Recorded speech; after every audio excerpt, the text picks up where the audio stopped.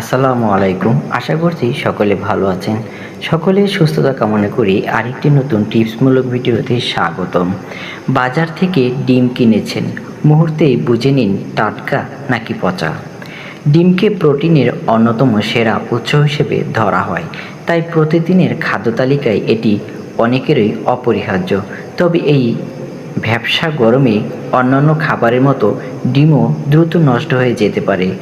সমস্যা হলো বাইরে থেকে দেখে সবসময় বোঝা যায় না ডিমটি টাটকা নাকি কয়েকদিনের পুরনো। ফলে অনেকেই না বুঝে পচা ডিম কিনে বাড়ি ফেরেন। খাওয়া তো হয়ই না, উল্টো অর্ধেকও অপচয় হয়। আবার দোকানেই ডিম ভেঙে পরীক্ষা করাও সম্ভব না, তাহলে উপায় কী?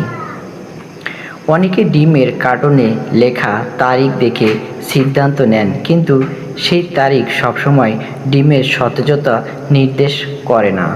কোথাও সেটি প্যাকেজিংয়ের তারিখ, আবার কোথাও বেস্ট বাই তারিখ। আর কার্টন থেকে আলাদা করে রাখা ডিমের ক্ষেত্রে বিষয়টি আরও কঠিন হয়ে যায়।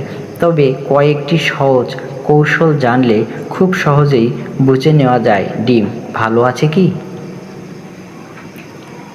পানিতে ভাসানোর পরীক্ষা।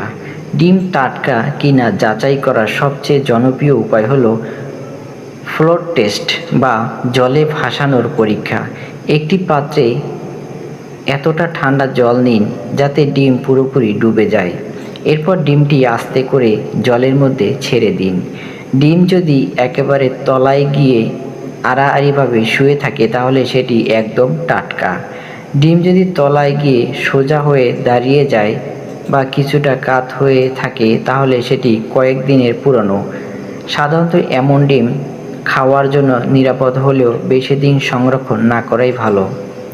আর যদি ডিমটি জলের উপরে ভেসে ওঠে তাহলে সেটি ব্যবহার না করাই উত্তম। এমন ডিম নষ্ট হওয়ার সম্ভাবনা অনেক বেশি। কেন জলে ভেসে ওঠে ডিম? সময়ের সঙ্গে সঙ্গে ডিমের খোসার অতি সূক্ষ্ম ছিদ্র দিয়ে বাতাস ভেতরে ঢুকতে থাকে, ফলে ডিমের ভেতরে বায়ুথলি বা এয়ার পকেট ধীরে ধীরে বড় হয়ে যায়। যত বেশি বাতাস জমে ডিম তত হালকা হয়, জলে ভেসে ওঠে। বিপরীতে টাটকা ডিমে বায়ুথলি ছোট থাকে বলে তা সহজেই ডুবে যায়। ডিম ভাঙার পর কিভাবে বুঝবেন? ডিম ভাঙার পরেও এর সতেজতা যাচাই করা যায়। টাটকা ডিমের সাদা অংশ সাধারণত ঘন ও কিছুটা আঠালো হয়। কুসুম থাকে গোলাকার, উঁচু এবং শক্ত। অন্যদিকে পুরনো ডিমের সাদা অংশ পাতলা, জলীয় হয়ে যায়।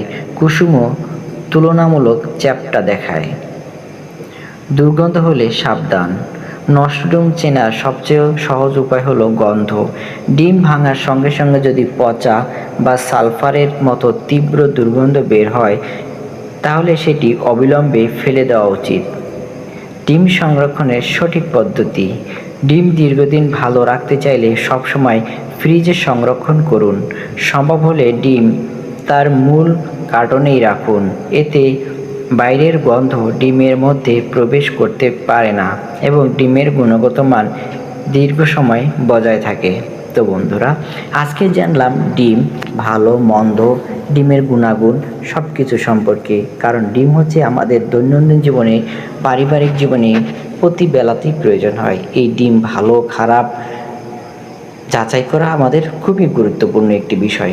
তাই আজকে এমনই একটি বিষয় নিয়ে আলোচনা করলাম যেটি আমাদের দৈনন্দিন জীবনের সাথে ওতপ্রোতভাবে জড়িত।